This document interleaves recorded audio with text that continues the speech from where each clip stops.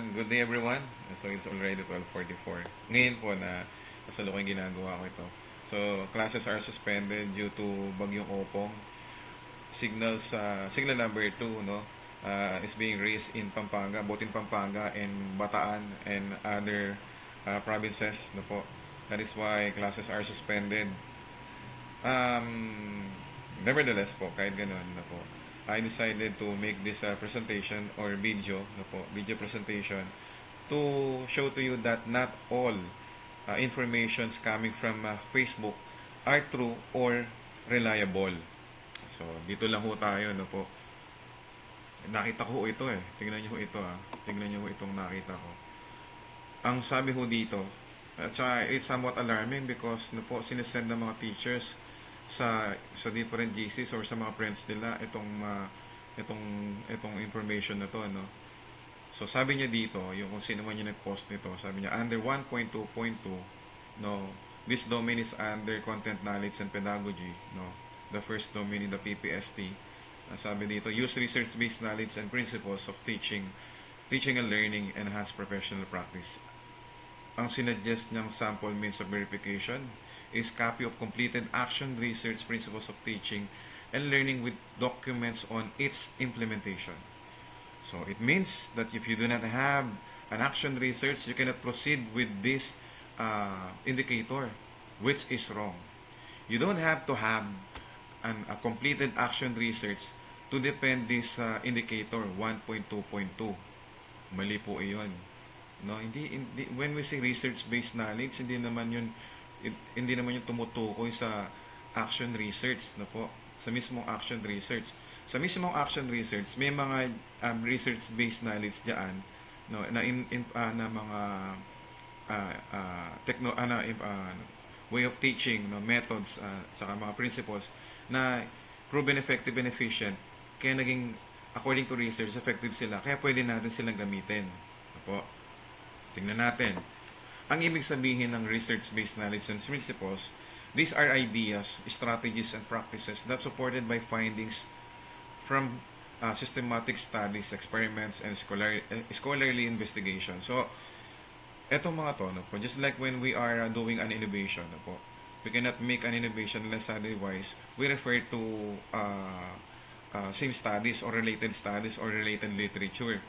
So, dun sa mga related literature and related studies na yun, may mga research-based instructions or principles na pwede namin gamitin para ma-improve yung almost same problem na gusto naming isolusyonan. No po? Halimbawa ng mga sample of research-based knowledge and principles. So, tanggalin na ho natin yun, no? Yung idea na research-based knowledge, na kailangan natin magkaroon ng action research, that is wrong. Ito po, constructivism. Pero yung mga familiar po tayo dito, ito sa bandang huli na po, yung formative assessment, active learning, differentiated instruction. Yung iba pa ho, yung interactive learning, collaborative learning, ano pa ba, gamified instruction, etc. Napakarami. These principles, research-based knowledge or principles, no, or this is principles and instructions are proven effective and efficient, no, through research. Kaya nga tawag sa kanila research-based knowledge and principles, kasi they are proven effective and efficient through research. Tuloy po natin, balikan po natin 1.2.2. ayan ho yan, yung use research-based knowledge and principles of teaching and learning process. Ang pong dalawa po yung kanyang MOBs. Actually, ano po yan, 4. Ayan ho, makikita nyo. Sa IPCRRF, na po, anyone, tas yan lang, napakakunti lang. Pero in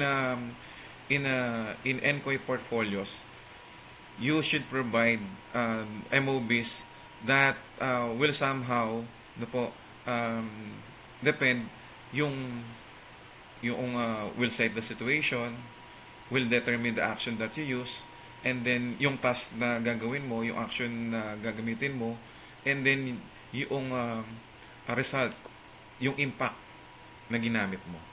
So ayan ho siya. So dalawa lang ho ang nilagay ko dito, DLP or DLL or home lesson plan, weekly home lesson plan po ba yun? Or work home lesson plan or somewhat like that? My screen recording is not a license, ano? That is why naputol ho siya. So let me continue. Let us proceed po sa napili ko na isa pang MOB, no po, which is the assessment materials. Two of the common assessment materials that teachers use yearly are the PhilErie and the RMA, no po, Rapid Mathematics Assessment and yung PhilErie. No, it deals with the literacy, numeracy skills of the learners, no po. So, allow me to present to you. Ang mahalaga lang ho dito ay napapakita nyo yung star na po. Let us continue. Una ho. So, let us proceed muna dun sa sa DLP muna natin. So, you should present the DLP's reflection. Siyempre ho, magsasite muna tayo ng situation. What is the reason why we are doing or applying or integrating a different a research-based instruction in our DLP right now? May dahilan, di ba? And ano yung dahilan na yon? Makikita mo yun sa previous DLP mo. And how can you show the information of your previous DLPs? Through a reflection. Yun po, gagawa ka ng reflection mo. Showing that the learner's performance is low because of your usual way of teaching. No, ginagamit mo yung usual way of teaching mo. Now, nasite mo yung situation doon, and then yung task mo sa reflection, sasabihin mo doon that you need to improve learner's performance by using research-based knowledge and principles of teaching. So, mag-set ka ng isang halimbawa doon. Yung pangalawa, yung action na gawin mo, ano ba yon? DLP applying research-based knowledge or with research-based knowledge. Yung DLP mo na may research-based knowledge. Halimbawa dito, siyempre sa dulo nun, sa research-based knowledge mo, sa DLP mo, meron, diba, every after-hour lesson, nagkakaroon tayo ng reflection, yung teacher. Diba? Ganon. Okay. Ito ho yung reflection niya. Magkakaroon ka ng reflection or annotation. Yan. Dito na ho siya. Reflection or annotation. Sabi niya dito, I have used differentiated instruction which is a research-based knowledge and principles of teaching and learning during my lesson in mathematics by providing learners with varied activities that match their readiness, learning styles, and interest. For example, I group learners according to their etc. etc. Yun na ho yun. Ano? Siyempre, pag differentiated instruction, pagsasamahin mo yung level na ganyan at level na ganito. You cannot give hard task for those learners na nahihirapan sa mathematics. No po? Dapat yung mga numbers bababaan for as long as namimit mo yung konsepto. No po? And then, dun sa next naman, no po, sa next po tayo, pagkatapos po noon, just to show the result, dun ka ngayon sa evaluation results, di ba? Magte-test po sila, mga bata, makikita with analysis and interpretation. So, sasabihin mo doon, papakita mo yung test, pipicture mo yung test, results nila, kung ilan yung o kaya naman, kung yung kanilang record, o kaya naman yung PL nila, no? With analysis and interpretation. Sasabihin mo lang na it is shown in the results of the evaluation that 90% of the learners fully understand the lesson. The use of differentiated instruction, which is a research-based knowledge and principles, has positive impact on the learner's engagement, motivation, achievement. That is why learners' performance in that specific lesson improve. Okay po tayo? Okay. Next po tayo niyan. Ito po tayo sa pangalawa. Baka po hindi matapos, ikakat ko na dito kasi malapit ng mag 5 minutes na po. Yung panghuli po natin, yun namang assessment, yan ho sila, assessment materials. So, dito ang sinite ko ata dito is the PhilErie. First, you should have at least the pre-test and the post-test of the PhilErie.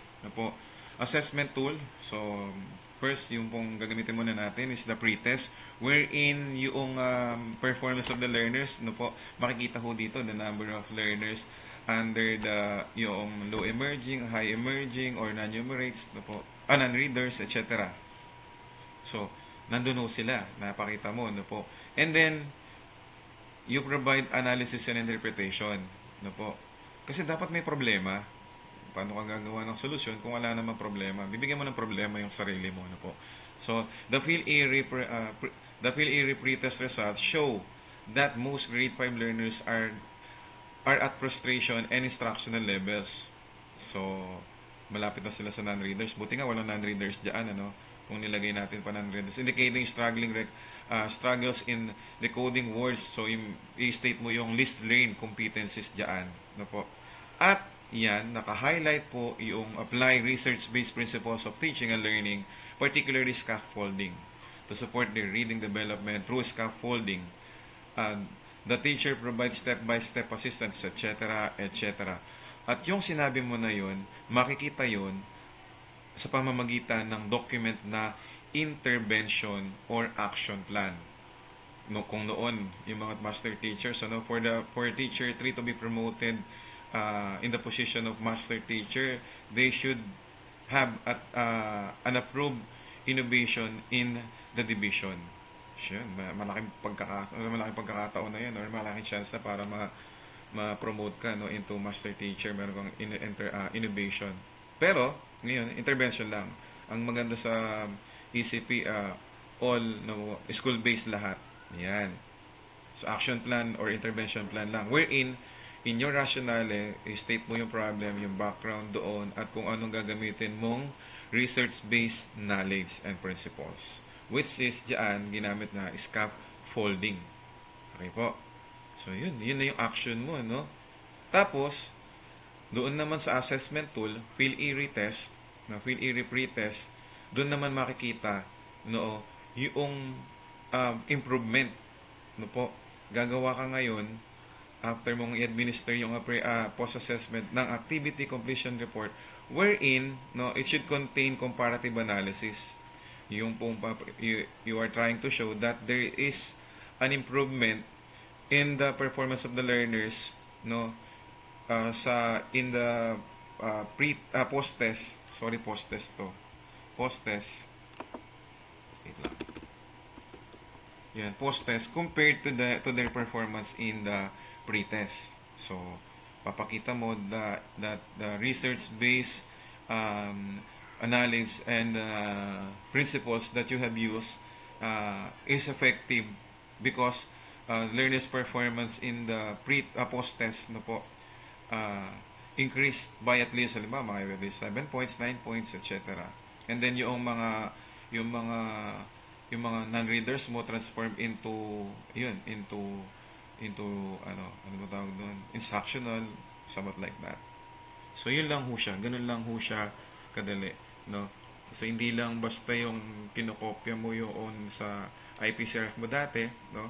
Kasi yung mga yan depende sa year level kung ng school year. Itong 1.2.2, it is under school year 2024-2025. And then the other NCOIs are under yung school year 2022, 2023, and 2023-2024. So, yun lang. Sana makatulong po sa atin. Ano po, maraming salamat.